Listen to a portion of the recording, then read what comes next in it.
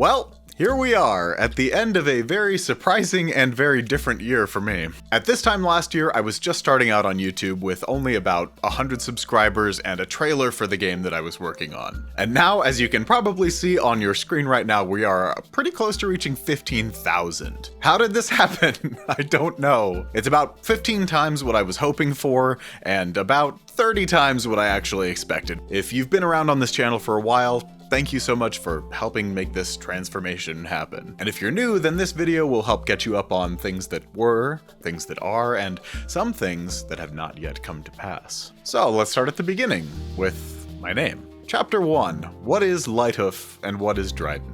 Well, Dryden is my name, let's just get that out there in the open. And Lighthoof was my first project. It was a Metroidvania about dashing and mythical birds and fog that turned you into stone. I'll speed through this part because it's basically a prologue that happened before 2024. What happened was, with no art, animation, game design, or programming experience, I decided to make a little project for my portfolio. I was hoping to get a sound design job that I could eventually parlay into a music composition job, which is what I actually do. A very convoluted plan, which of course did not go as expected. Every day for 2 years, I would work on Lighthoof, practicing all these new skills, writing and rewriting code, and most of all, learning art. About a year in, I started showing it on the cozy environment of Instagram threads. A few months after that, one of my Threads friends, Joe Sullivan, recommended me to Blackthorn Prod, and they invited me to start a Pass the Game challenge. This was pretty scary. I mean, there's a big difference between 1,000 people that you interact with pretty regularly on Threads seeing something that you are learning how to make, as opposed to a very large audience of complete strangers seeing something that you're making for the first time. I was given 7 days to work on it, and you'd better believe that I spent every waking minute that I wasn't at my job working on that little weird Minesweeper chess mashup. How did it turn out? Well, we'll get to that later. This is just the inciting incident. We're not even in 2024 yet. I was fully conscious of how lucky I was to get this opportunity, and fully savvy enough to realize that being a part of a big YouTube video wouldn't matter very much if I wasn't actually on YouTube. Like, the odds of someone leaving the platform to follow my project somewhere else was pretty low. So this is the call to adventure part of the story. But if I may be so real with you right now, I did not love the idea of accepting that call. See, I watched a lot of YouTube to learn, and it felt like everybody on the platform was so good, you know? What value could I hope to add by being in this space? I was new to programming, and I certainly wasn't a brilliant artist or a seasoned designer or something. But in my daily life, I'm a violin teacher, and I really am quite good at that. So I thought, okay, maybe I just kind of humbly teach my way through the stuff that I'm learning, and just showcase the interesting parts of game dev that I find cool. And that was my first few videos. I just talked about Lighthoof, focusing on different aspects of development. The first video that kind of caught the algorithm was the one about enemy AI. And that was a pretty wild feeling. Watching a video hit 4 digits for the first time and then cruise up to 5K before the end of the weekend. It was definitely a high, like, wow, maybe this will actually work. Each video I spent a little more time and energy on, adding little animations or doing more research or more editing, and it kind of seemed to pay off each time. So I went even further. I got obsessed with this question of what is an art style anyway? Now this one took 2 full weeks to make, which isn't that much in the grand scheme of things, but it was twice as much as I put into the other videos. I separated an art style into 9 essential elements, and then kind of went in depth defining each one, giving some examples, and then at the end, I analyzed the ultimate art style, Hollow Knight, through this lens. Now, this video popped off, and it's still my most popular one. Here's my takeaways and theories for why. First, it answered a question that I needed answered. Second, I was personally passionate about the topic. 3, it was delivered as a list, and we all love lists. 4, I went really hard on the editing. I found all kinds of clips from games, did all kinds of little animations and stuff. It was pretty high production value for me. 5, there's this thumbnail phenomenon that I've noticed that I call the Hollow Knight effect, where if you have Hornet or the Knight in your thumbnail, the video's just gonna overperform basically, and I did that for this one. 6, I was extremely lucky, and Fireborn, a pretty massive Hollow Knight creator, had just released a video like 5 days before I was going to release mine about this game that kind of absolutely stole Hollow Knight's art style. It was accidentally kind of a hot topic, controversial thing at the time. And that's when I got invited to Chapter 2, the competition. This was easily the most intense month of my life ever. Blackthorn Prod invited me back to compete for $10,000 with 5 other contestants over the course of 3 weeks, if I made it that far. I have a whole video about this that you can watch, but basically I was fully expecting to get cut in week 1. In order to prevent that from happening, I ended up working about 60 hours a week on it, plus my teaching job.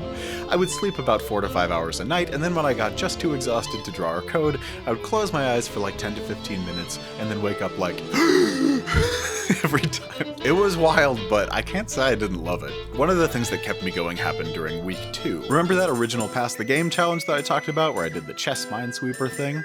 Well, the video finally came out, and people were really into the idea. It was cool. Whenever I was sinking into the tides of self-doubt and exhaustion, I could go look at that comment section and become reinvigorated. That week, I went from 1,000 subs to 1,700. The competition went on. I made 4 boss fights and 5 enemies and 2 friendly NPCs in 3 or 4 different areas, and in the end, I got 2nd place. That was so much better than I expected to do, and despite lying motionless on my couch for 6 hours after the final judging meeting, I was really happy. The game I made was called Disinherited. It's a hand-drawn roguelike focused on throwing and catching items, parrying and parkouring your way through a surreal Victorian underworld. It was kind of like a mashup of everything I like in games. The difficulty was demanding, the tone was thoughtful, I was really proud of the art style I'd developed, and I really liked the characters and the music and everything. Even though it didn't win, I felt like the people who would resonate with it would be my people. And that's the point of all this, right? I was in love with the concept, so I decided to finish it.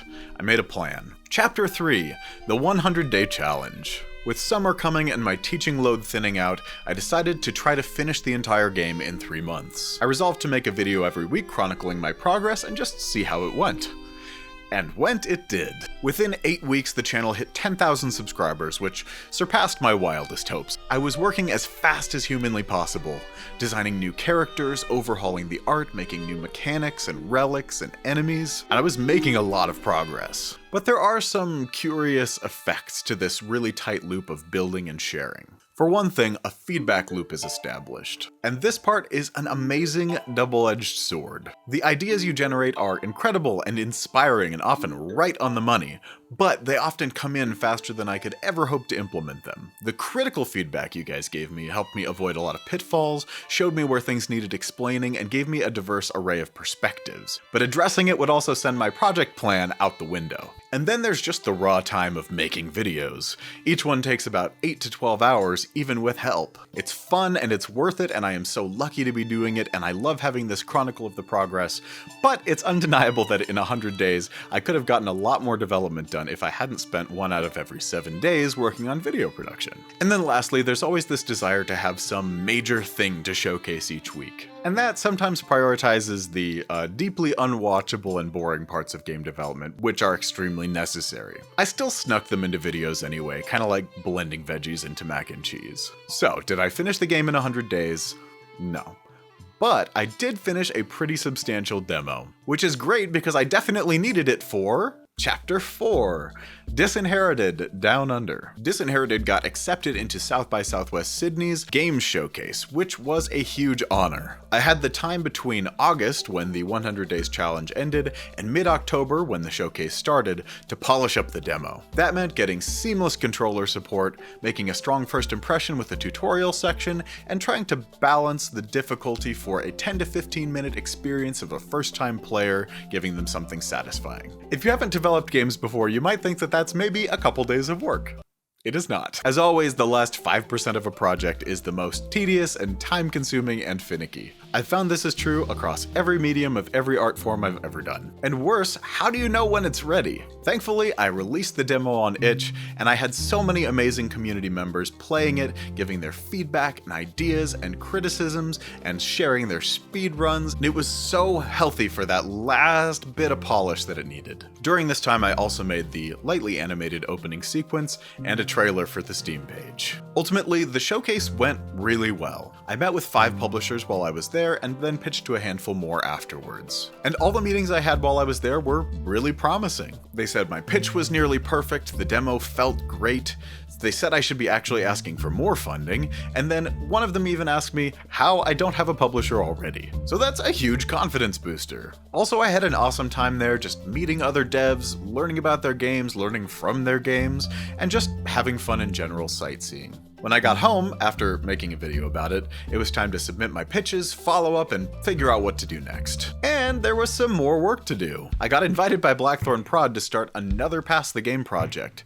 This time, I was only allowed to work on music. You know, that thing that I got into all this to do. I went with this sort of lo-fi, noir-y James Bond spy sort of theme for the music, and they really ran with it. At first, I wasn't sure how the audience was gonna react, but everybody really loved it, and they basically demanded that I release it. And frankly, this meant a lot to me. So suddenly I was putting together a little EP release, doing the cover art, uploading the tracks to YouTube, and then finally putting it on all the streaming services. It's called The Ghosting Hour, Dryden Thomas games, you can find it anywhere. And very recently the publisher started getting back to me. I made it to the next phase of pitching with some of them, but ultimately, no bites. And that's okay. While the idea of getting to work full-time on Disinherited while making a living is certainly a dream scenario, there are also several major downsides to getting published, but that's a bit outside the scope of this video. Also, as we approach 10,000 wishlists on the game, which is like super mind-blowing by the way, I don't think I'm going to be needing that much help with the marketing side of things. Mostly, I just needed time to work, and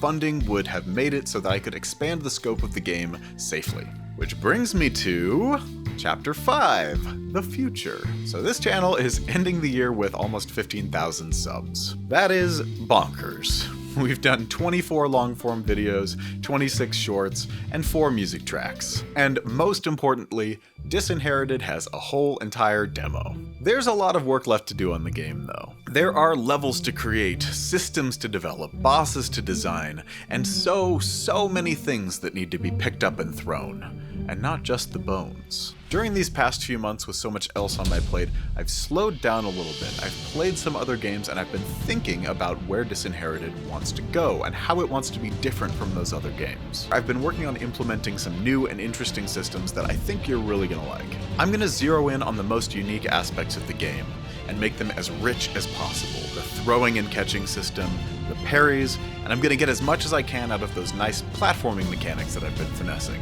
And then I've gotta get all that necessary but boring stuff, you know, the save and load system, the control rebinding, and so much more. And of course, I'll be sharing all the progress with you right here on this channel. So thank you so much for being here and for all of your support. We're gonna make this game awesome together in 2025, I just know it. And an extra special thanks to my channel members who are helping me more than they can possibly realize. Yoji and Emil Skov are making up the Ascended Lighthoof tier, the amazing MVPs, and AJ Havoc is leading the Reaper Council. Thank you so much for sticking with me during this drier spell at the end of the year, and I promise that I will be a better content creator in 2025. As always, thank you so much for watching, and I will see you in the next one.